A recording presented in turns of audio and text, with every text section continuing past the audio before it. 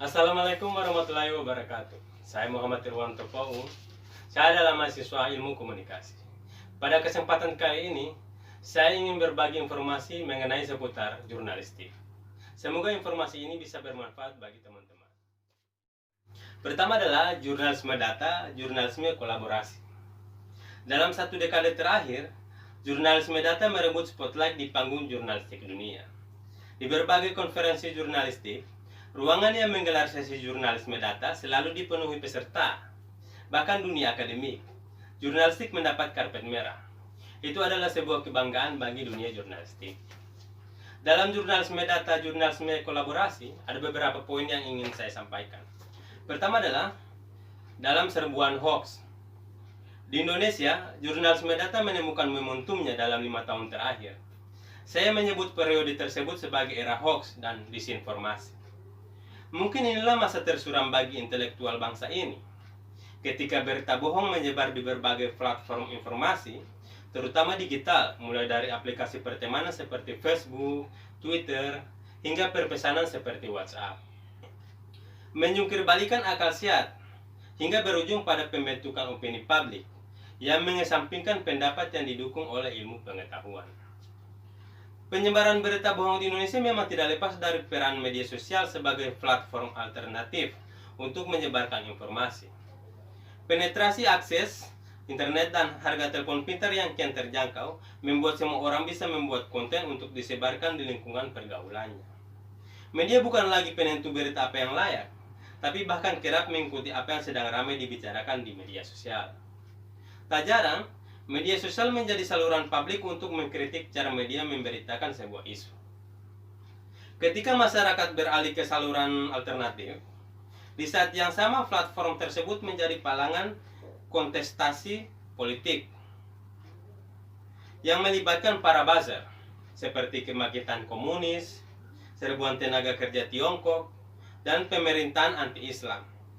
Menjadi 3 isu utama yang beredar luas dengan segala variannya. Di sini jurnalisme data menemukan relevansinya.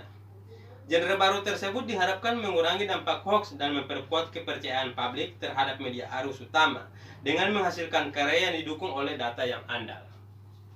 Oke, poin kedua adalah disiplin, verifikasi, dan profesionalisme.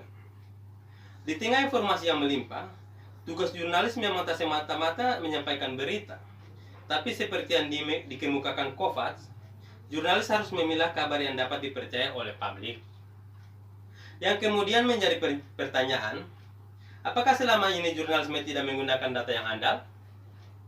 Sepanjang usia profesi jurnalistik, selama itu pula data merupakan bagian yang sangat penting dalam penulisan berita. Nilai-nilai jurnalistik menekankan jurnalis untuk memverifikasi dan menguji informasi atau data yang diterima. Bahkan Bill Kovacs, penulis The Element of Journalism, yang merupakan bacaan wajib para wartawan, menyatakan verifikasi merupakan esensi jurnalistik agar media tidak sesat dan menyesatkan publik. Masalahnya, perkembangan teknologi turut mendorong ketatnya persaingan media online. Untuk tetap bernapas, media melakukan efisiensi, termasuk tenaga kerja. Dampaknya, seorang reporter dituntut memiliki produktivitas tinggi, bahkan hingga 10 berita dalam sehari. Akibatnya ada kecenderungan sebagian pewarta lapangan hanya memungut ucapan narasumber dari satu jumpa pers ke jumpa pers lainnya.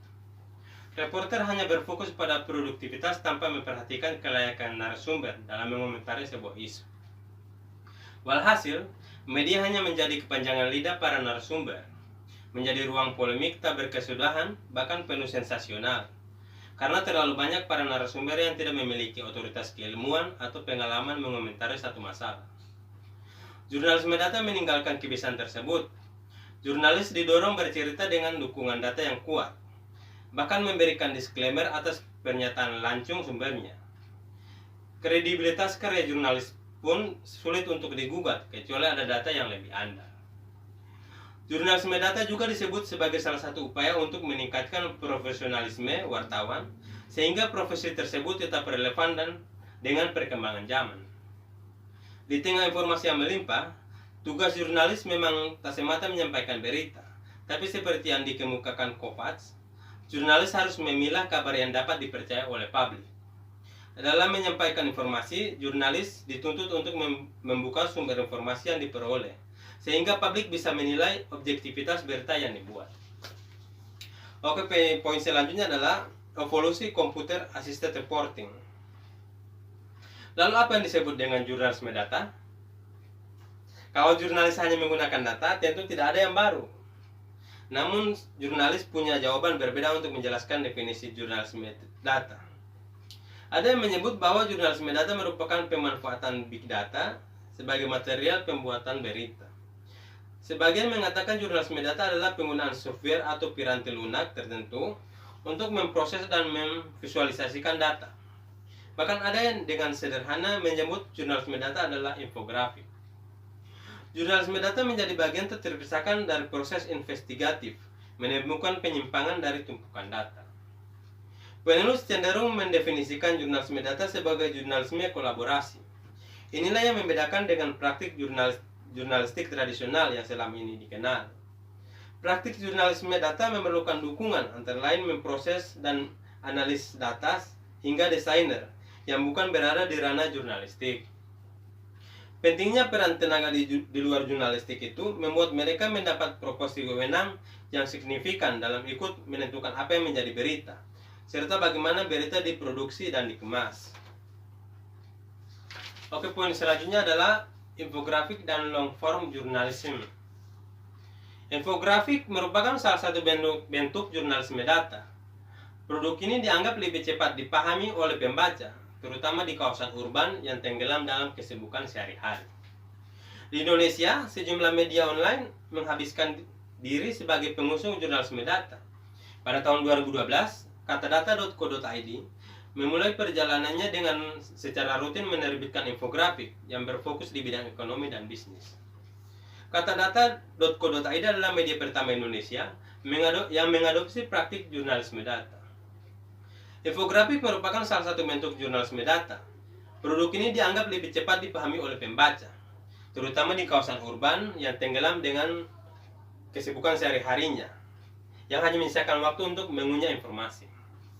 Format informasi yang cocok dengan layar telepon pintar juga mudah disebarluaskan, baik melalui media sosial maupun aplikasi percakapan.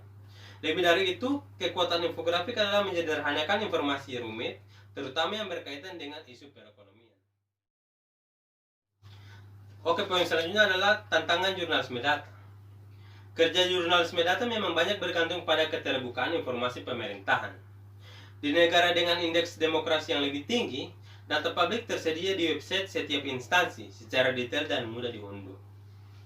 Jurnalis di London misalnya bisa memperoleh data lokasi kejadian atau jenis kriminalitas dengan mengunduh atau mengirim email ke kantor polisi. Saya meminta data kasus kriminal di Jakarta, tapi sudah 3 bulan tidak dipenuhi. Kata seorang jurnalis yang ingin membuat peta rawan kriminalitas ibu kota. Indonesia memang memiliki undang-undang keterbukaan informasi publik yang disahkan pada tahun 2008. Tapi instrumen yang disediakan BLEIT tersebut tidak ramah bagi jurnalis. Proses gugatan atas sebuah instansi yang menolak memberikan data publik bisa menghabiskan waktu berbulan-bulan. Padahal jurnalis bekerja dengan tenggat harian atau mingguan. Oleh sebab itu, mekanisme undang-undang tersebut tidak menjadi pilihan jurnalis. Bahkan ketika gugatan dikabulkan pun, instansi yang dimintai data kerap keu-keu menolak menyerahkan datanya. Kalaupun ada lembaga yang secara berkala memuat dan memperbaharui data, umumnya format data menjadi problem untuk diolah oleh tim jurnalis data. Walhasil, tim jurnalis data harus bekerja lebih lama untuk mengkonversi format data agar sesuai dengan piranti lunak yang digunakan untuk memproses data tersebut. Akibatnya proses produksi lebih panjang dan dianggap kurang efisien oleh perusahaan. Padahal di sejumlah media, jurnalisme data hanya mempekerjakan padahal di sejumlah media, jurnalisme data hanya pekerjaan tambahan bagi wartawan yang sudah sibuk dengan tugas rutinitasnya. Keterbukaan data merupakan faktor eksternal yang menjadi penghambat. Sedangkan faktor internalnya berupa keterbatasan keterampilan para wartawan yang ingin menekuni jurnalisme data. Seorang jurnalis data antara lain dituntut akrab dengan angka dan perhitungan. Namun ada keenggangan sebagian jurnalis untuk bermain dengan angka karena jeri dengan matematika. Akibatnya, kemampuan untuk menganalisis data pun menjadi sangat terbatas, bahkan untuk menemukan isu menarik dari sebuah rangkaian angka.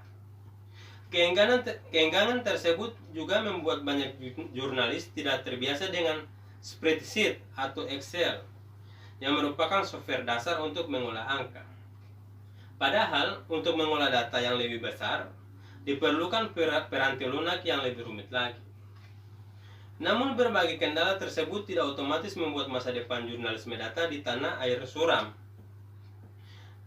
Pelatihan-pelatihan yang digelar di berbagai kota selalu dipenuhi jurnalis muda.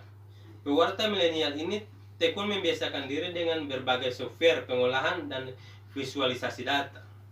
Alih-alih mengandalkan data pemerintahan, mereka membuat database sendiri. Mereka bahkan membentuk jaringan jurnalis data untuk saling berbagi pengetahuan terbaru. Di tangan mereka kita bisa berharap jurnalisme data Indonesia bisa berkembang. Oke, kita memasuki topik selanjutnya, yaitu adalah pendidikan jurnalistik dan kesiagaan mengguncang diri sendiri. Wartawan merupakan salah satu profesi yang terguncang hebat saat era digital datang. Ada ironi besar pula di sini. Di satu sisi ada kesan, kini semua orang menjadi wartawan. Dan di sisi lain ada gejala pengurangan jumlah wartawan di berbagai perusahaan media. Wartawan lebih-lebih dari media cetak hanya bisa melihat dengan duka tak kala tersedia mereka susut secara konsisten sejak beberapa tahun terakhir. Dan tidak jarang pula mereka membaca di berbagai penjuru dunia cetak menghentikan penerbitan, dan sebagian melanjutkan terbit namun dalam versi online saja. Pada pendidikan jurnalistik dan kesiagaan menguncang diri sendiri, ada beberapa poin penting yang saya ingin sampaikan. Pertama adalah transisi digital. Pada awalnya, krisis hanya tampak sebagai persoalan perpindahan dari cetak atau analog ke digital. Hal ini sudah diantisipasi sejak dini di pertengahan dasawarsa 1990-an, ketika Koran Nasional merintis versi online untuk koran masing-masing di tahun 1995. Pada tahap awal ini, yang dilakukan adalah menggunakan bahasa HTML untuk mengubah materi cetak ke versi internet. Pada tahap transisi, di mana media konvensional mulai bersanding dengan media digital, muncul pula literatur mengenai jurnalisme konvergensi. Pada waktu itu, jurnalis dilatih untuk memiliki keterampilan majemuk. Selain menulis untuk koran, juga menulis berita online, juga membuat konten audiovisual.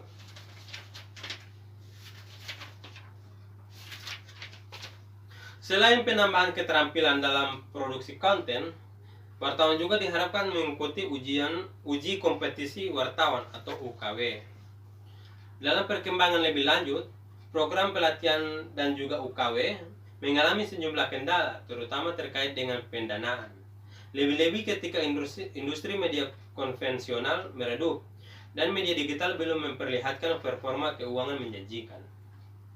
Di sini sempat muncul kekhawatiran akan terjadinya stagnasi, kalau bukan kemunduran pers, terutama yang disebabkan oleh keterbatasan pelatihan. Ini belum mempertimbangkan eksplosi atau maraknya media online, yang menurut Dewan Pers jumlahnya mencapai 43.000 pada tahun 2019.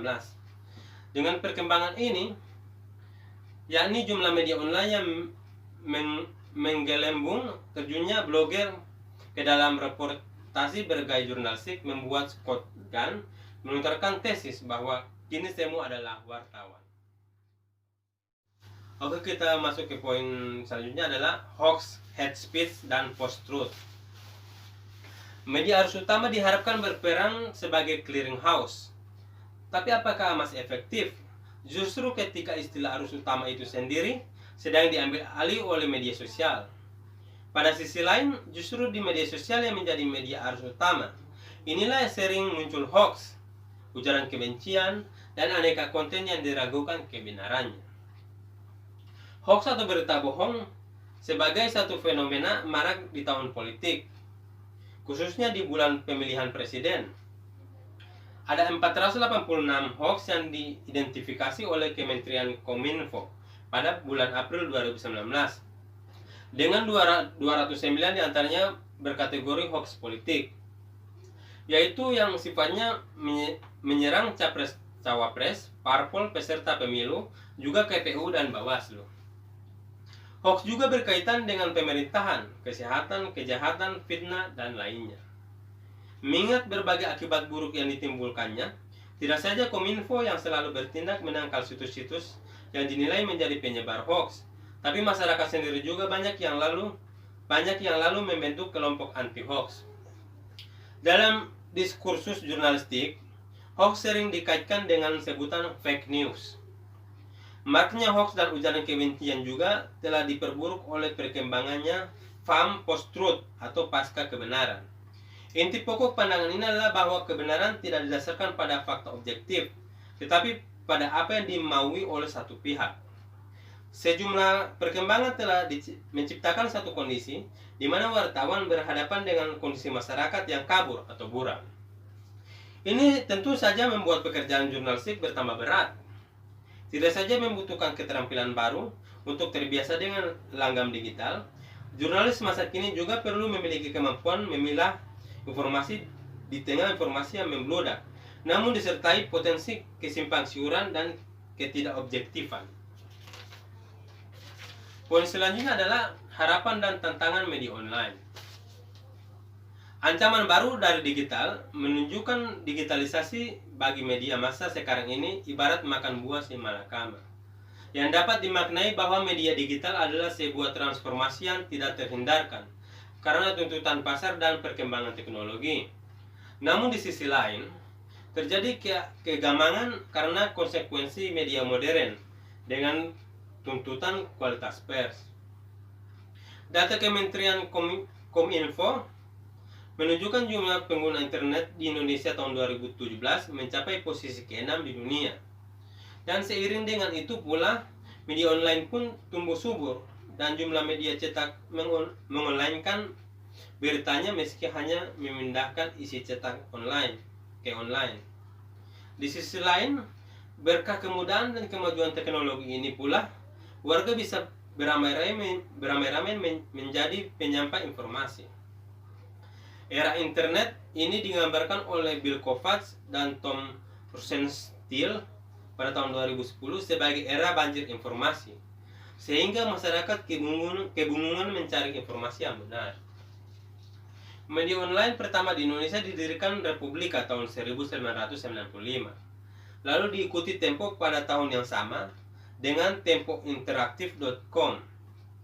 Lalu 3 tahun berikutnya muncul Kompas Online dan Detik.com tahun 1999 sampai 2000.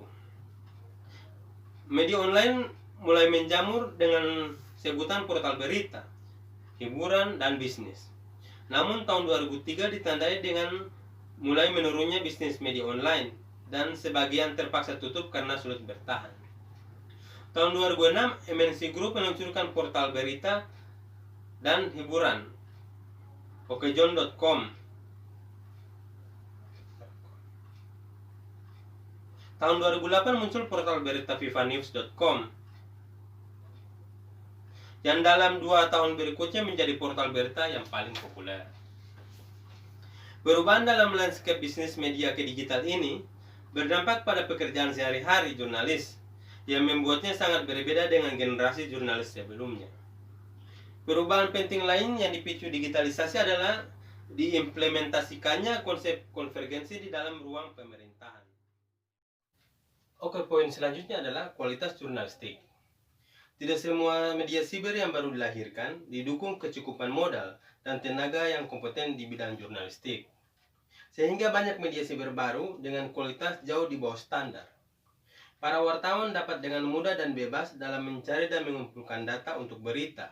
Namun, di balik kemudahan teknologi untuk kepentingan jurnalisme, masih seringkali terjadi cloning berita serta pelanggaran kode etik jurnalistik. Di sisi lain, pertumbuhan industri media yang menjamur tidak berhubungan dengan konten. bahasa atau kedalaman informasi karena minimnya pengalaman dan kecakapan, sehingga penampilan media pun menjadi buruk. Sebagian besar program berita harian dan portal berita menyajikan hal dan berita yang sama dengan hanya mengubah judul berita, dan laporan yang disampaikan sering subjektif dan hanya sedikit contoh jurnalisme objektif. Konten media semakin tidak beragam, dan kode etik jurnalistik semakin hari semakin dilanggar karena tuntutan pasar, yang artinya media semakin komersial. Kasus lain yang masih muncul sampai sekarang selain wartawan masih gemar menerima amplop adalah intervensi pemilik media ke rudang redaksi, cloning berita, tidak terkonfirmasi, masih suka berita sensasional. Dalam media internet, lebih banyak kasus karena masalah akurasi, kualitas dan kredibilitas informasi.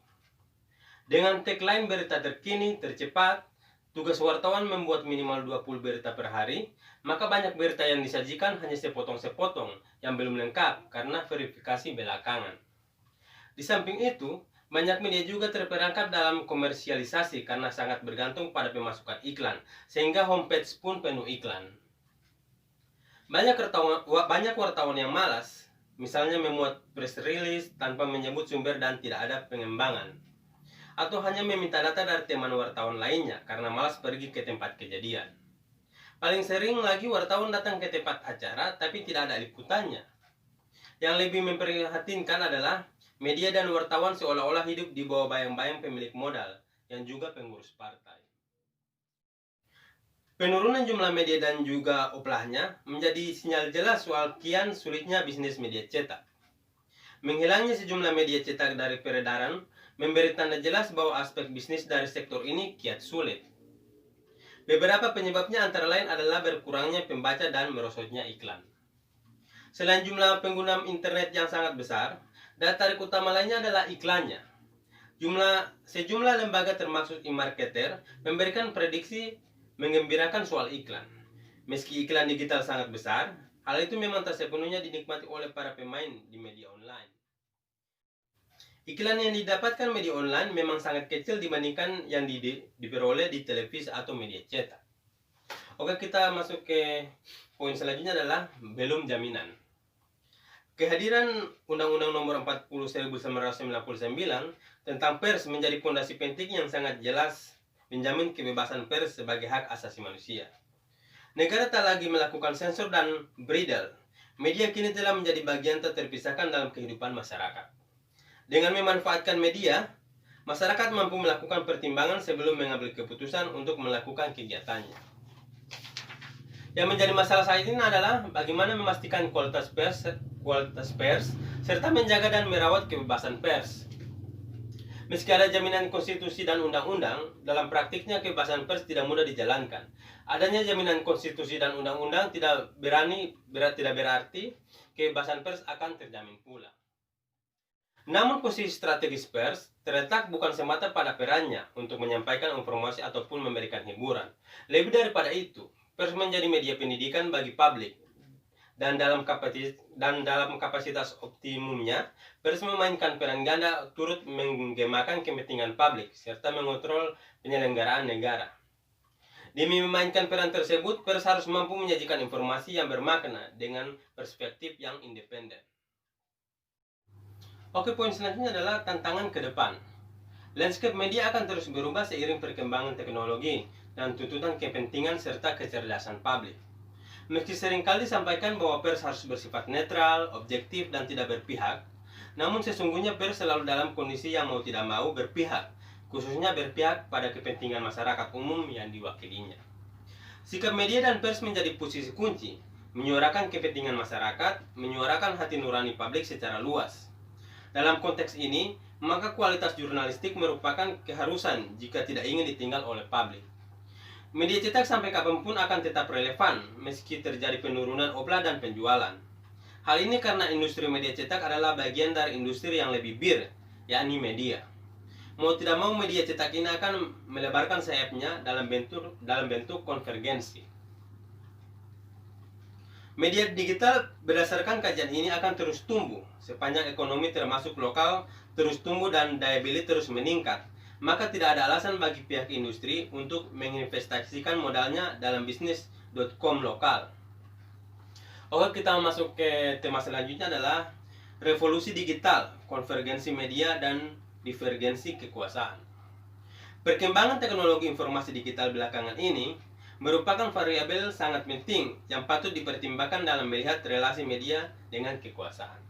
Poin pertamanya adalah konvergensi media, konglomerasi. Kemunculan media digital sejak mula diprediksi menjadi ancaman bagi media konvensional, khususnya media cetak.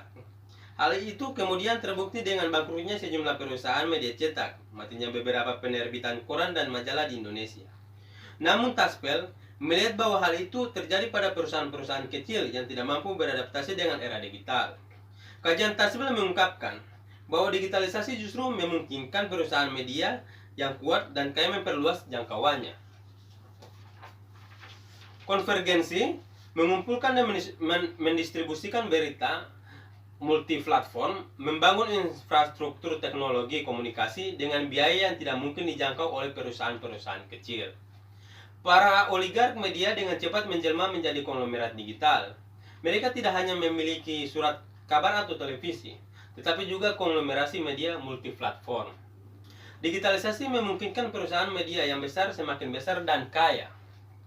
Sementara itu perusahaan-perusahaan kecil yang dalam kondisi sekarat dibelinya. Perusahaan-perusahaan media kecil menyusut atau mati.